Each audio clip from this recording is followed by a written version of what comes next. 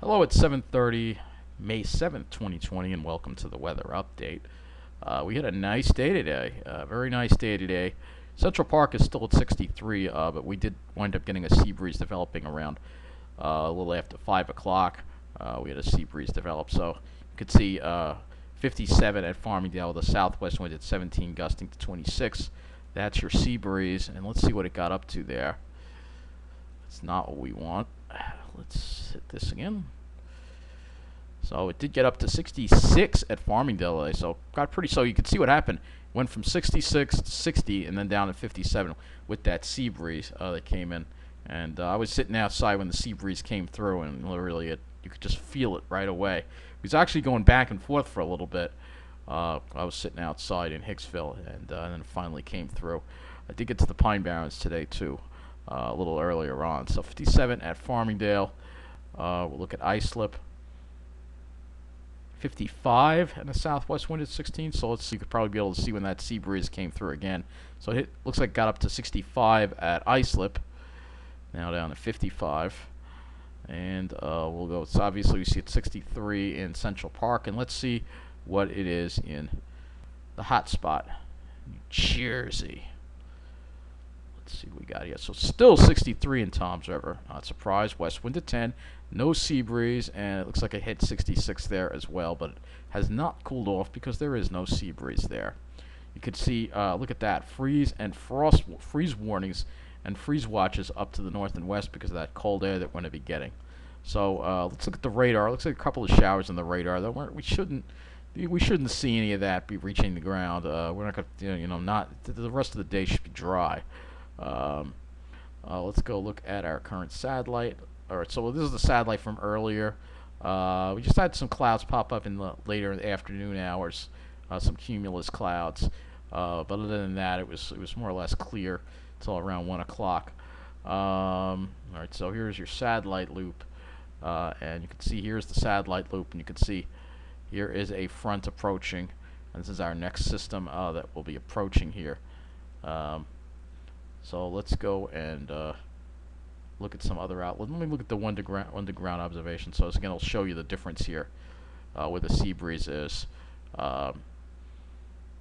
So you can see South Shores in the mid 50s, and everybody, the sea breeze has pretty much made it through except northern Queens and the city. Otherwise, most of Long Island has a sea breeze, but New York City doesn't, and neither does New Jersey. They're still in the 60s. We'll see if we can actually see that dip. I'm going to see if we can get the observation for Hicksville because I felt that sea breeze come in. Let's see. There's one in Hicksville here. All right, there's a station here in Hicksville. This is plain view, but it should be good enough. So let's see if we can go to the station here and see. Actually, I think we could just do grow. Yeah, I don't know. I could have done it like this. I don't have to pull that up. So you can see the graph here.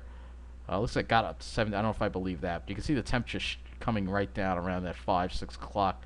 That's the sea breeze coming in right there. We'll look at another observation station where I was hiking.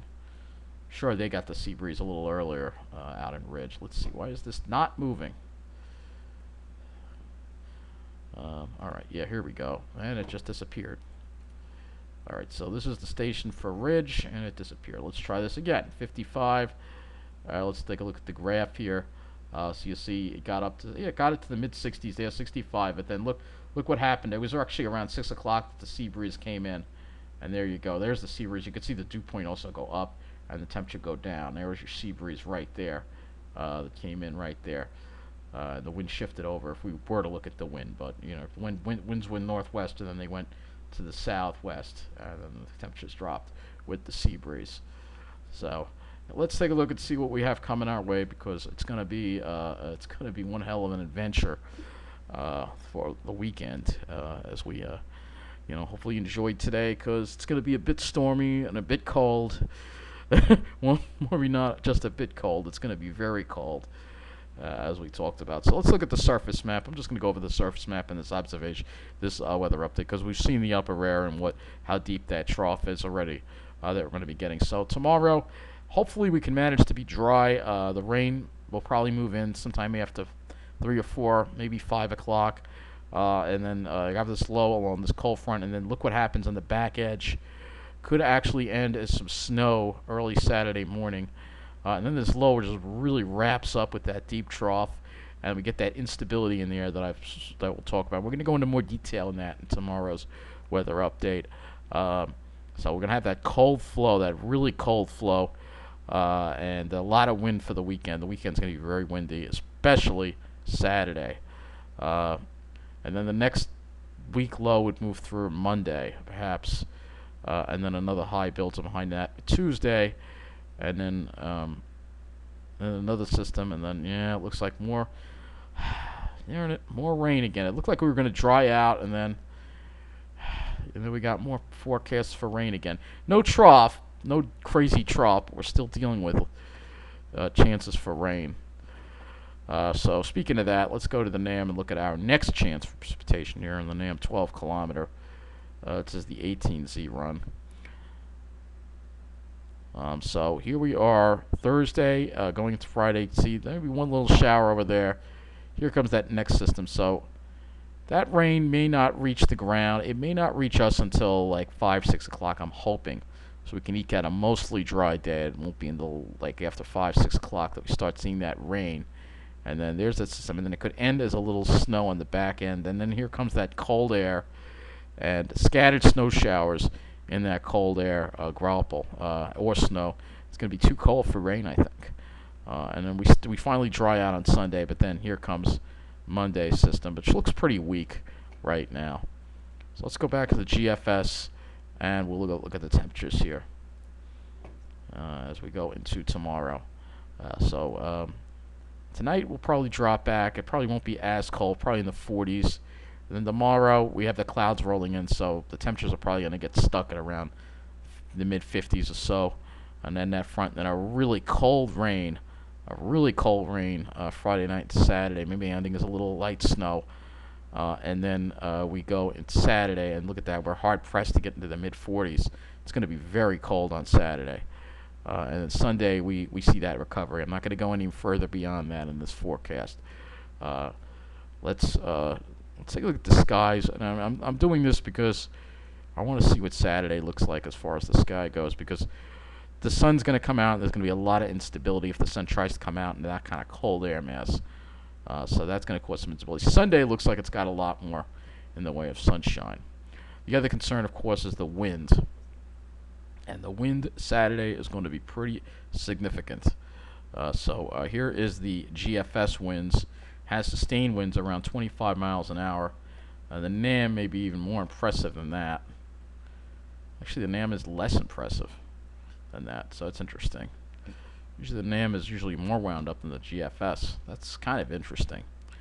So let's take a look at the snowfall and see. First, we'll look at the total accumulated precipitation from the next system. And we're going to see probably half an inch to an inch of liquid from this rain, mostly in the form of rain. But if we go and we look at the total snowfall forecast on the NAM, you'll see it's got a little bit just to the north of us, maybe enough to put a coating down, maybe. Even in May. And I believe this would be the latest occurring snowfall, or tie for the latest occurring snowfall at Central Park, I think, because they got a trace on May 9th sometime a long time ago. I don't remember the exact date, but that's pretty much what it's looking like with that. Whoa, what is going on there? I don't know what just happened there. This computer is just doing crazy things. So we will look at the HRRR, and I'll look at the precipitation for tomorrow as well. See when that rain moves in. So this is the HRRR. It only goes out this far, so maybe we can eke out a dry day tomorrow. So let's go to windy.com, and we'll look at them before this computer decides to get stuck on me or something. Let's go look at the wind situation, wind gusts, as we go. And we'll first actually look at the sustained wind, and then we'll go into tomorrow. Tomorrow we shouldn't have too much wind, but it's Saturday behind the system that we see that's very strong northwest flow, and I think it'll be at its peak in the afternoon, like around 1 o'clock. You'll see 28-mile-an-hour winds. These are sustained in 25 in Nassau from the northwest or west-northwest. And then if we look at the gusts, you see we're gusting close to 50 on Saturday. And then Sunday, it drops back a little bit, but it's still breezy. Still have a west wind, strong winds there on Sunday as well. But hopefully maybe less in the way of clouds. Let's see. Nah, it's still got a lot of clouds, but it overdid the clouds with today, so I'm hoping maybe it'll be a little better than that. Saturday, you can see the snow showers popping up. And again, we have that really cold air again, so we're going to look at the temperature here on Saturday. You can see 4 p.m. We're only making it into the mid-40s, which is very, very cold for May to see that. Friday, and Friday's going to be chilly too. We're only going to low 50s. And then Sunday, we probably recover a little bit more, and we have a little more in the way of maybe mid-50s, but that's still below normal. So that'll be it for this weather update. I don't want to make this one too long. We'll have a lot to talk about tomorrow as we get closer to this historic cold blast for May for the weekend. So that is going to be it. Thank you for watching.